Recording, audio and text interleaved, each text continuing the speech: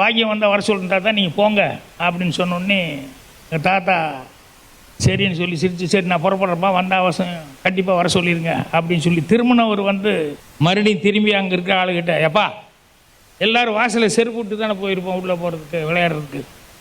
அவர், எப்பா அவன் பாக்கியம் செருப்பு மறந்துட்டான் போலுக்கு, வரும்போது மறக்காமல் செருப்பு போட்டு வர சொல்லுங்கள் அப்படின்னு சொல்லிட்டு சைலண்ட்டாக போவார். எனக்கும் கூட கேட்கும் அங்கே பின்னால். எல்லாரையும் முட்டாளாக்கிட்டான்னு நாடோடி மன்னனில் நம்பியாரன் ஒரு டைலாக் சொல்லுவார், பிங்களன் இவன் ஒரு அப்பாவி என்று நினைத்தோம், நம் எல்லோரையுமே முட்டாளாக்கி விட்டானே அப்படின்னு. அந்த மாதிரி இத்தனை பேர் சேர்ந்து பாக்கியம் போயாச்சு வந்தால் சொல்கிறோன்னு சொல்லி கடைசியில் செருப்பு மறந்துட்டான் போலுக்கு, மறக்காமல் எடுத்து வர சொல்லுங்கன்னு. அப்புறம் ஒரு அரை மணி நேரம் கழித்து 3/4 மணி நேரம் கழித்து வீட்டிலேருந்து ஃபோன் வரும், தாத்தா ஒன்றும் சாப்பாட்டுக்கு வரலையே, என்ன பண்ணுதாங்கன்னு.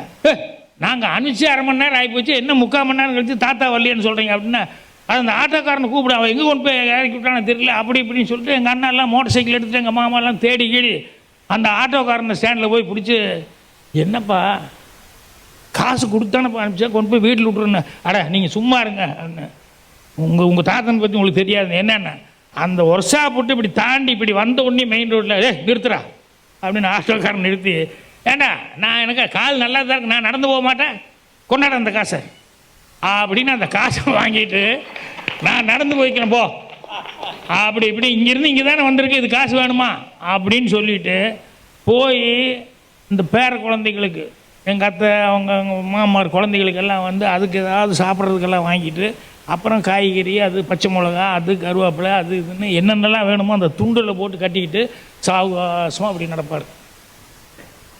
எனக்கு ஒரு தாத்தா இருந்தார், அவர் ரொம்ப காமெடியான ஒரு கேரக்டர் எங்கள் தாத்தா. அதாவது ரொம்ப வயசு அவருக்கு, அந்த வயசான காலத்தில் கூட மெல்ல நிதானமாக நடந்து அப்படியே இங்கேருந்து ஒர்க் ஷாப் வரைக்கும் வருவார். எங்களுக்கு ஒரு boring machine, motor pump set செய்கிற ஒர்க் ஷாப் இருந்தது, அது வரைக்கும் அப்படி போவார் வருவார். எனக்கு ஒரு கெட்ட பழக்கம் என்னென்னா, நான் உட்காந்து விடி கேரம் போர்டு ஆடிட்டு உட்காந்துருப்பேன் பசங்களோட சேர்ந்து.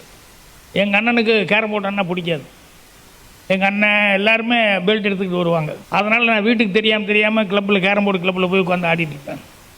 எங்கள் தாத்தா அப்படியே அந்த துண்டை அப்படி போட்டு அப்படியே நாடோடி மன்னன் இது மாதிரி அப்படி நடந்து வருவார். அவர் வர்றதை பார்த்தோன்னே அந்த கிளப்பில் இருக்கிறவங்க டே உங்கள் தாத்தா வருது. அது ஒரு சின்ன ரூம் தான், ஒரு கேரம் போர்டு இருக்கும், செஸ் போர்டு ஒன்று வச்சுட்டு ஒரு 10 பேர் தான் உட்காந்து விளையாண்டுருப்போம். இப்போ எங்கள் தாத்தா வந்த உடனேயுமே ரோட்டில் போகிறவர், நான் இந்நேரத்துக்கு கேரம் போர்டு ஆடுவேன் அப்படின்னு அவருக்கு ஒரு டவுட்டு. உடனே நேராக அந்த கிளப்புக்கு வருவேன். நான் டக்குன்னு எழுந்திரிச்சு என்ன பண்ணுவேன், அந்த விளையாண்டுருக்கிற கிளப்புக்கு கேரம் போர்டு ஆடுறேன் அந்த கிளப்பில் பின்னால் சைடில் பாத்ரூம் இருக்குது, அங்கே போய் சைலண்ட் எங்கள் தாத்தா போனதுக்கப்புறம் வர்றேன் அப்படின்னு போய் நின்றுக்குவேன். இப்போ எங்கள் தாத்தா அப்படியே வாசல் நிற்பார், அப்படியே உள்ளே பார்ப்பார். என்ன தாத்தா பாக்கியம் அன்றைக்கி வரலையே தாத்தா அப்படின்னு சொல்லுவாங்க. வரல, இல்லை பாக்கியம் வரல, பாக்கியராஜ் வரல இன்றைக்கி அப்படிங்கிற மாதிரி சொல்லுவாங்க. வந்தால் வர சொல்கிறேன் நீங்கள் போங்க அப்படின்னு. சரி நான் போகிறேன் அப்படின்னு சொல்லிட்டு நீ விளையாடுங்க அப்படிமா. அங்கே 4 பேர் விளையாண்டுருப்போம், 2 பேர் ஆப்போசிட்டாக பார்ட்னர், இந்த பக்கம் 2 பேர், ஒரு சேர் காலியாக இருக்கும் இல்லையா, ஒரு ஸ்டூலு. இப்போ இவங்க ஆடினான்னா நான் ஆடணுமில்ல, அதனால் எப்படி ஆடுறதுன்னு தெரியாமல் முழிப்பாங்க இவங்க. எங்கள் தாத்தா ஆடுங்கப்பா அப்படிமா. இல்லை ஆடுறேன் அப்படின்னு சொல்லி சும்மா அப்படியே பாவலா பண்ணிகிட்டு இருப்பாங்க. அப்புறம் பாக்கியம் வந்தால் வர சொல்லிட்டா தான் நீங்கள் போங்க அப்படின்னு சொன்னோடனே எங்கள் தாத்தா சரின்னு சொல்லி சிரித்து, சரி நான் புறப்படுறப்பா, வந்தால் அவசியம் கண்டிப்பாக வர சொல்லிடுங்க அப்படின்னு சொல்லி திரும்பினவர் மறுபடியும் திரும்பி அங்கே இருக்கிற ஆளுகிட்ட, எப்பா எல்லோரும் வாசலில் செருப்பு விட்டு தானே போயிருப்போம் உள்ளே போகிறதுக்கு விளையாடுறதுக்கு. அவர், எப்பா அவன் பாக்கியம் செருப்பு மறந்துட்டான் போலுக்கு, வரும்போது மறக்காமல் செருப்பு போட்டு வர சொல்லுங்கள்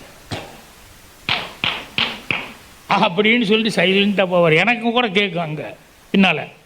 எல்லாரையும் முட்டாளாக்கிட்டான்னு நாடோடி மன்னனில் நம்பியாரன் ஒரு டைலாக் சொல்லுவார், பிங்களன் இவன் ஒரு அப்பாவி என்று நினைத்தோம், நம் எல்லோரையுமே முட்டாளாக்கி விட்டானே அப்படின்னு. அந்த மாதிரி இத்தனை பேர் சேர்ந்து பாக்கியம் போயாச்சு வந்தால் சொல்கிறோன்னு சொல்லி கடைசியில் செருப்பு மறந்துட்டான் போலுக்கு, மறக்காமல் எடுத்து வர சொல்லுங்கன்னு. ஸோ இது காமெடிக்கு இந்த கேரக்டர் சொன்னேன். ஆனால் உண்மையிலேயே எங்கள் தாத்தா எப்படின்னு சொன்னோம்னா, இப்போ செலவாளியை பற்றி நம்ம பேசிகிட்டு இருக்கோம். அவர் சின்ன வயசுலேருந்து அவ்வளோ சிக்கனம். அது வயசான காலத்தில் நடக்கிறதுக்கே கஷ்டமாக இருக்கும். ஆனால் காலையில் 4:30-5 மணிக்கெல்லாம் எந்திரிச்சு என்ன பண்ணுவார்னா, ரோட்டில் அவனாசி ரோட்டில் இந்த மாட்டு வண்டியெல்லாம் நைட்டில் தான் புறப்பட்டு போகணும். டே டைமில் அலோவ் பண்ண மாட்டாங்க. ஏன்னா மற்ற மோட்டரு, காருக்கு, பஸ் எல்லாம் போகிறதுனால அந்த வில்லேஜுகள்லேருந்து இந்த பொள்ளாச்சி சந்தைக்கு போகிறது, இப்படி கோயம்புத்தூர் தாண்டி வேறு ஊர்களுக்கு போகிறதெல்லாம் வந்து அவனாசி ரோட்டில் அந்த வண்டியெல்லாம் நைட்டில் 10:30 மணிக்கு மேலே தான் அலோவ் பண்ணுவான். 9:30 10 மணி. காலையில் 5 மணி 5:30 6 மணியோடு ஸ்டாப் பண்ணிடுவான். இவர் 4:30 5 மணிக்கு எந்திரிச்சு அந்த வயசான காலத்தில் ஒரு கூடை எடுத்துக்கிட்டு இவர் நேராக போய் அந்த அவனாசி ரோட்டில் அந்த மாடல்லாம் போச்ச அந்த சாணி போட்டதை பூரா பொறுக்கி கூடையில் போட்டு வருவார். எங்களுக்கு சொந்தமாக ஒர்க் ஷாப் இருக்குது. அதில் 60-70 பேர் வேலை பார்க்குறாங்க. எங்கள் மாமா அவங்க ஒர்க் ஷாப் பார்த்துக்குறாங்க, எங்கள் அண்ணன் எல்லோரும் இருந்து பார்த்துக்குறாங்க. ஸோ சாப்பாட்டுக்கு எந்த கஷ்டம் இல்லை. ஆனால் எங்கள் தாத்தா 5 மணிக்கு எந்திரிச்சு அவர் போய் சாணி பொறுக்கிட்டு வருவார். சாணி பொறுக்கிட்டு வந்துட்டு அதுக்கப்புறம் எங்கள் பாட்டியும் கூட சேர்த்துக்கிட்டு அவங்க அதில் வந்து கொஞ்சம் குப்பை அது இது அது என்னமோ அந்த எருவு தட்டுறது இருக்கு இல்லையா, அதுக்கெல்லாம் மிக்ஸ் பண்ணி அதை 2 பேருமா சேர்ந்து தட்டி அது எழுத்தாப்பில் ஒரு லக்ஷ்மி மில்ஸ் காம்பவுண்டு நீளமாக காம்பவுண்ட் இருக்கும். அங்கே போய் புருஷன் பொண்டாட்டி 2:70 தாண்டினது.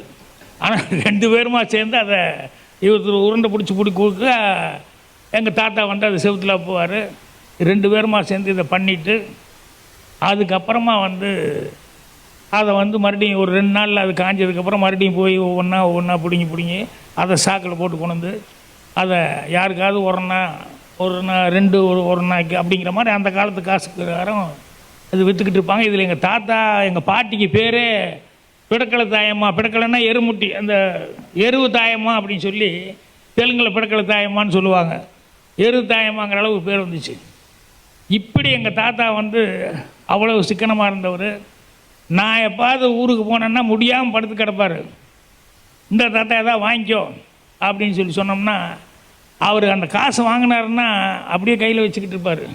வீட்டில் எங்கள் அத்தை குழந்தைங்க எல்லோரும் யார் வந்து கேட்டாலும் யாருக்குமே கொடுக்க மாட்டார். யாரையும் எல்லாத்தையும் பார்த்துக்கிட்டே இருப்பார்.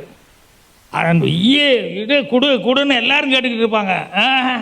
அப்படின்னு சொல்லிட்டு எங்கள் பாட்டி அவரும் பாட்டின்னு தான் கூப்பிடுவாங்க. தேரம்மா தே அப்படிங்க. உடனே உன்னை தான் கூப்பிட்றாங்க. நீங்கள் பாட்டியை கூப்பிட்டுட்டா அவ்வளவு வயசான காலத்துலேயே பாட்டி கையில் தான் அதை கொடுப்பார் அவர். எனக்கு ஆச்சரியமாக இருக்குது. இப்போ இந்த செலவுன்னெல்லாம் பேசும்போதெல்லாம் பார்த்தா நாங்கள் இருக்கிற ஏரியாவில் வீட்டிலிருந்து எங்களுடைய ஒர்க் ஷாப் இருக்கிற இடம் வந்து அது ஒரு 1.5 மைல் 2 மைல் இருக்கும். எங்கள் தாத்தா நடந்து அப்படியே வந்துடுவார். அப்புறம் எங்கள் மாமா எங்கள் அண்ணெல்லாம் பார்த்தா மத்தியானம் சாப்பாட்டுக்கு போகாமல் இப்படி உட்காந்துருக்காருன்னு சொல்லிட்டு உடனே தாத்தா வீட்டுக்கு போ, நீ சாப்பிட வேண்டாமா அப்படின்னு சொல்லிட்டு உடனே ஒரு ஆட்டோவுக்கு போய் ஆஃபீஸ் ஆளுகள் விட்டு ஒரு தாத்தாவுக்கு ஆட்டோ கூப்பிட்டு வர சொல்லுவாங்க. ஆட்டோ வந்தோடனே அவங்ககிட்ட அப்பா சித்தாபுரத்தில் இந்த அட்ரஸ் தான்ப்பா, தெரியுங்க உங்கள் வீடு தெரியுங்க அப்படி ஆட்டோக்காரன். தாத்தாவை கொண்டு போய் அங்கே விட்டுரு அப்படின்னு சொல்லி போயிட்டு வா அப்படின்னு சொல்லி ஆட்டோ அனுப்பிச்சி விடுவோம். அப்புறம் ஒரு 1/2 மணி நேரம் கழித்து 3/4 மணி நேரம் கழித்து வீட்டிலேருந்து ஃபோன் வரும். தாத்தா ஒன்றும் சாப்பாட்டுக்கு வரலையே, என்ன பண்ணுதாங்கன்னு. நாங்கள் அனுப்பிச்சு 1/2 மணி நேரம் ஆகிப்போச்சு, என்ன 3/4 மணி நேரம் கழித்து தாத்தா வரலையேன்னு சொல்கிறீங்க அப்படின்னா அது அந்த ஆட்டோக்காரனை கூப்பிடு, அவன் எங்கே கொண்டு போய் இறக்கி விட்டானு தெரியல அப்படி இப்படின்னு சொல்லிட்டு எங்கள் அண்ணாலாம் மோட்டர் சைக்கிள் எடுத்துகிட்டு எங்கள் மாமாலாம் தேடி அந்த ஆட்டோக்காரனை ஸ்டாண்டில் போய் பிடிச்சி என்னப்பா காசு கொடுத்தானப்பா அனுப்பிச்சா கொண்டு போய் வீட்டில் விட்டுருன்னு. நீங்கள் சும்மா இருங்க உங்கள் தாத்தனை பற்றி உங்களுக்கு தெரியாது. என்னென்ன அந்த ஒர்க் ஷாப் விட்டு இப்படி தாண்டி இப்படி வந்த உடனே மெயின் ரோட்டில் நிறுத்துறா அப்படின்னு ஆட்டோக்காரன் நிறுத்தி, ஏண்டா நான் எனக்கு கால் நல்லா தான் இருக்கு, நான் நடந்து போக மாட்டேன், கொண்டாட அந்த காசை அப்படின்னு அந்த காசை வாங்கிட்டு நான் நடந்து போய்க்கிறேன் போ அப்படி இப்படி இங்கேருந்து இங்கே தானே வந்திருக்கு, இது காசு வேணுமா அப்படின்னு சொல்லிட்டு போய் இந்த பேர குழந்தைகளுக்கு எங்கள் அத்தை அவங்க மாமார் குழந்தைகளுக்கெல்லாம் வந்து அதுக்கு ஏதாவது சாப்பிட்றதுக்கெல்லாம் வாங்கிட்டு அப்புறம் காய்கறி அது பச்சை மிளகா அது கருவேப்பிலை அது இதுன்னு என்னென்னலாம் வேணுமோ அந்த துண்டில் போட்டு கட்டிக்கிட்டு சாவகாசமாக அப்படி நடப்பார். ஸோ எப்படியெல்லாம் வாழ்க்கையை வந்து வசதியெல்லாம் இருந்து கூட எல்லாம் இருந்து கூட கடைசி வரைக்கும் உழைக்கணும்னு நினச்சாரு பாருங்க எங்கள் தாத்தா. அது பெரிய சமாச்சாரம். அப்புறம் அனாவசியமாக செலவு பண்ணாமல் சிக்கனமாக வாழணும் அப்படின்னு சொல்லி எங்களுக்கெல்லாம் ஒரு படிப்பினை மாதிரி வாழ்ந்தார் பாரு.